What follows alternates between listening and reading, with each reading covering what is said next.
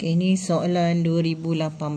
Okey, yang soalan ni berkaitan dengan diminta menyediakan buku tunai runcit, buku tunai dan juga penyata penyesuaian bank.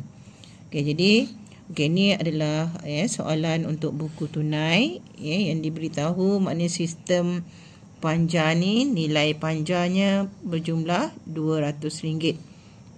Jadi sistem panja ni ialah untuk belanja-belanja kecil supaya buku tunai kita tidak terlalu banyak item-itemnya. Jadi semua belanja-belanja yang kecil kita masukkan di dalam buku tunai runcit.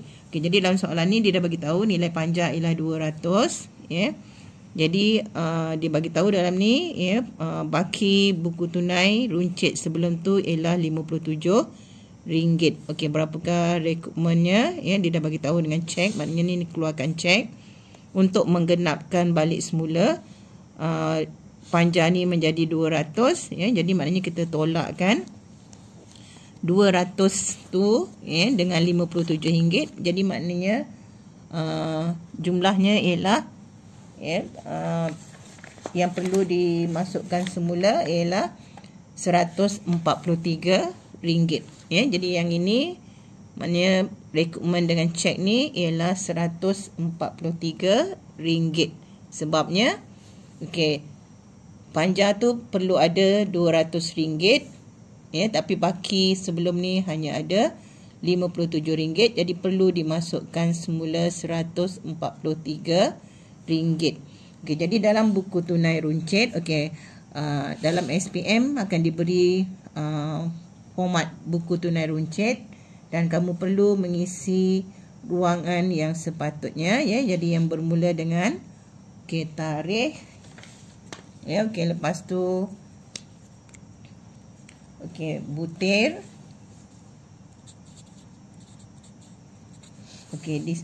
Ruangan yang ini ialah folio. Ini penerimaan. Sebab guna pen besar dia tak muat. Yang ini pembayaran. Maknanya ni debit. Ni adalah kredit. Jadi di sini ialah pembayaran yang kita buat. Jadi di sini apa yang kita nak isi di tiga-tiga laju ni. Kita tengok balik pada soalan.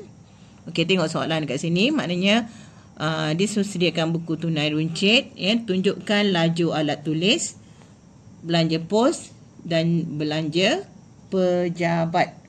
Jadi bila diminta menunjukkan belanja tu, jadi kita ikut sahaja. Maknanya belanja pos. Belanja sorry tertinggal. Patutnya alat tulis dulu. Alat tulis. Dan juga belanja pejabat. Jadi lepas tu kita isi urus niaga ni mengikut ke ruangan yang sepatutnya. Jadi maknanya baki buku tunai runcit sebelum tu iaitu pada Mac 1. Baki bawah-bawahnya adalah RM57. RM57. Lepas tu pada satu hari bulan juga kita masukkan duit daripada bank sebanyak RM143 sebab ni nak cukupkan RM200. Lepas tu pada 5 hari bulan ada bungkusan dia pejabat pos. Jadi maknanya ini kita dah keluarkan duit sebanyak RM81. Ni maknanya kita letakkan di ruangan keluar pembayaran. Lepas tu di sini kita tulis belanja pos 81. Lepas tu pada 6 hari bulan bayaran kepada, okey, sebab ni kita tengok okey, sebab dia suruh kita buat buku tunai dengan buku tunai runcit. Okey, yang satu tu dia suruh kita buat buku tunai runcit. Jadi kalau nak mudah ikut turutan ni kita buat sekali. Buku tunai runcit dan juga buku tunai. Okey, jadi dalam buku tunai ni kalau diminta 3 lajur, maknanya kita kena buat diskaun tunai bank. Diskaun tunai bank dia mesti sama. Kalau tunai di sini maknanya tunai di sini, jangan terbalik pula. Jangan tunai kat sini, bank kat sini pula. Dia mesti sama, diskaun tunai bank. Diskaun tunai bank. Kalau dia minta 2 lajur sahaja, maknanya okey, tunai diskaun ni tak ada, hanya tunai dan juga bank sahaja. Tetapi kadang-kadang kita hanya diminta menyediakan ruangan bank saja. Kalau ruangan bank saja maknanya okey, tunai dengan bank ni kita tak perlu buat. Kita hanya buat ruangan bank sahaja. Jadi okey, dalam soalan kali ni dia suruh kita sediakan buku tunai. Jadi okey, ini cikgu gunakan tak tahu format tahun bila punya lampiran. Tapi kita tengok dulu, kalau tak ada dia suruh buat 2 lajur, kita buat 2 lajur je ikut soalan. Okey, dalam ni dia tak ada bagi tahu berapa lajur, cuma dia kata gunakan lampiran. Jadi kalau lampiran dah siap semua tu, okey, kita isi saja yang berkaitan. Okey, jadi pada pada Mac 1, okey, baki iaitu baki bank 7218. Maknanya baki di ruangan bank 7218. Yang ini maknanya kita buat kalau dia berkaitan dengan tunai, kita masukkan dalam ruangan tunai. Kalau dia gunakan cek, kita masukkan di ruangan bank. Okey, kalau buku tunai, di sebelah debit ni adalah duit masuk. Okey, di sini adalah duit masuk. Okey, kat sini pula ialah yang keluar. Okey, diskaun adalah diskaun diberi. Kalau diskaun diberi sebelah sini, diskaun diterima sebelah kredit. Okey, tapi kita tak perlulah nak kalau tak perlulah kita nak catatkan ni dalam jawapan kita. Ini setakat makluman sahaja. Kalau masuk sebelah debit, kalau duit keluar sebelah kredit. Okey, lepas tu yang ni kita tengok balik soalan. Okey, bayaran kepada peniaga Joe Jari. Okey, perniagaan Joe Jari. Okey, perniagaan Joe Jari. Okey, sebelum saya terlupa. Tadi kan ni tu eloknya kita buat sekaligus. Ni rekrutmen dengan cek. Maknanya okey, tadi kita dah keluarkan duit tunai runcit. Pada Mac 1 juga. Tunai runcit tadi sebab nak cukupkan 200 tu, kita kena keluarkan duit di bank sebanyak RM143.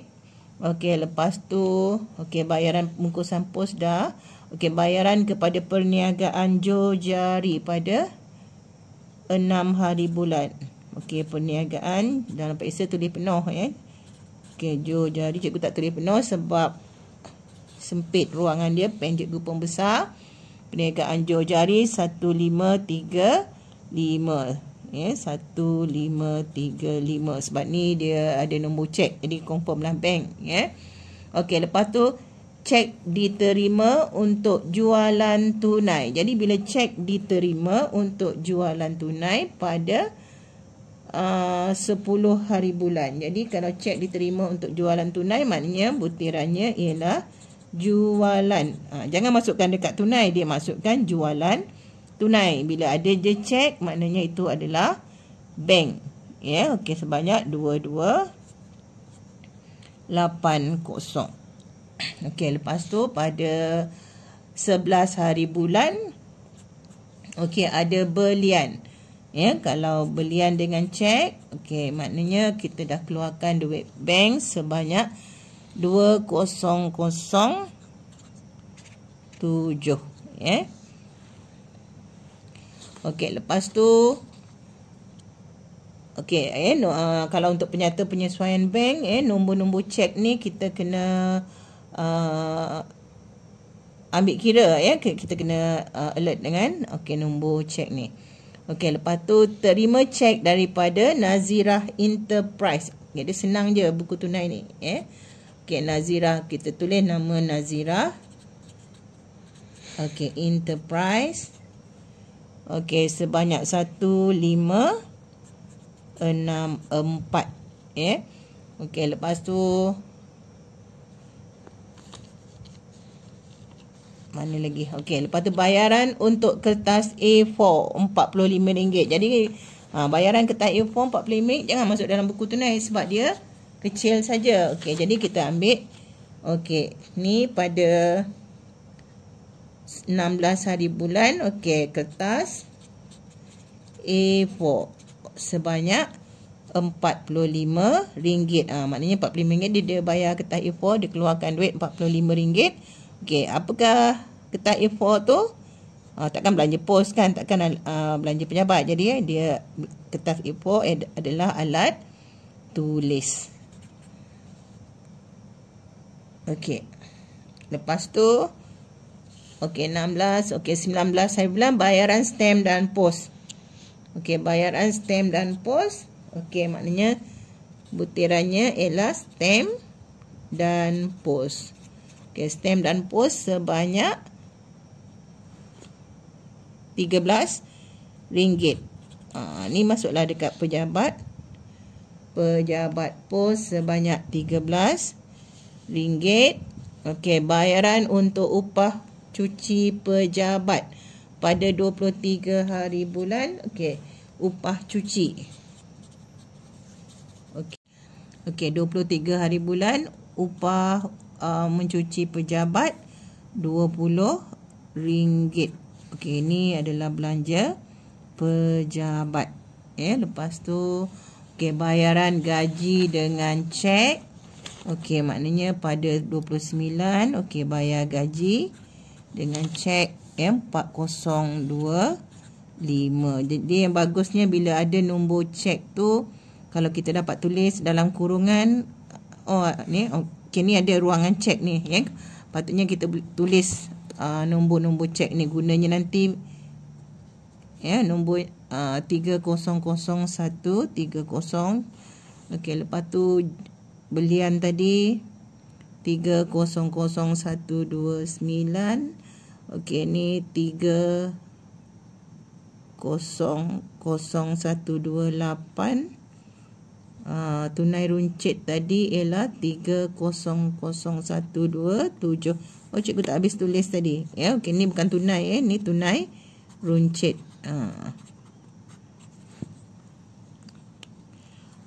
Okey, jadi nombor cek ni kita tulis sebab nanti kita nak buat penyata penyesuaian bank, kita kena tengok ni, Okey, bila dah siap ni, kita cari bakinya. Okey, macam biasa kita jumlahkan kedua-dua bahagian ni. Okey, kita tengok mana yang rasanya lebih banyak, Okey, jadi kat sini jumlahnya ialah 11,062. Jadi kita seimbangkan dulu 11,062.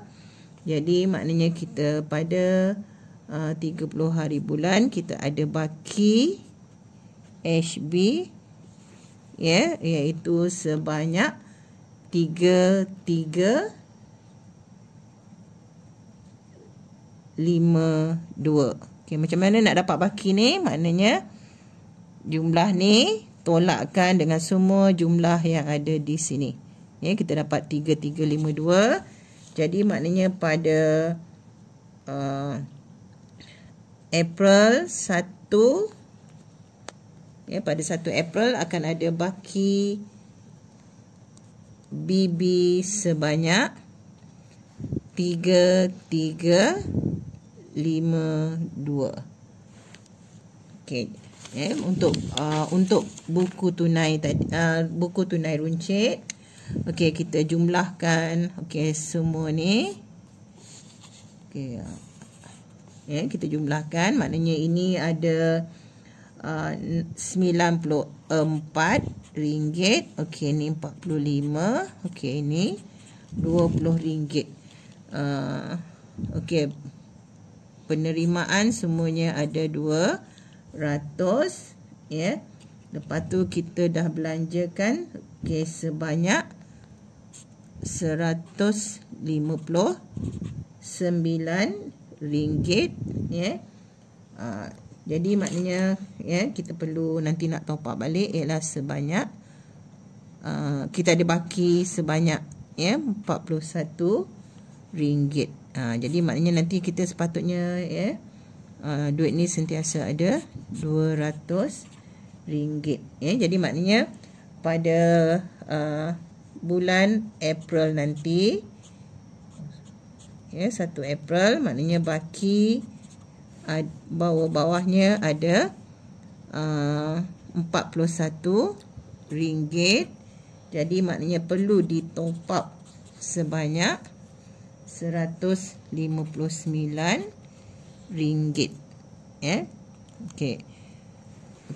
Okey, ini dah selesai dah, ya, untuk buku tunai runcit. Jadi buku tunai runcit ni senang je. Belanja-belanja kecil, ya, yang digunakan untuk merekodkan, buku tunai runcit digunakan untuk merekodkan belanja-belanja kecil supaya kita punya buku tunai ni tak adalah, ya, panjang sangat nak kena buat. Okey, ini tadi adalah buku tunai, ya. Soalan yang C-nya ialah kita disuruh membuat penyata penyesuaian bank.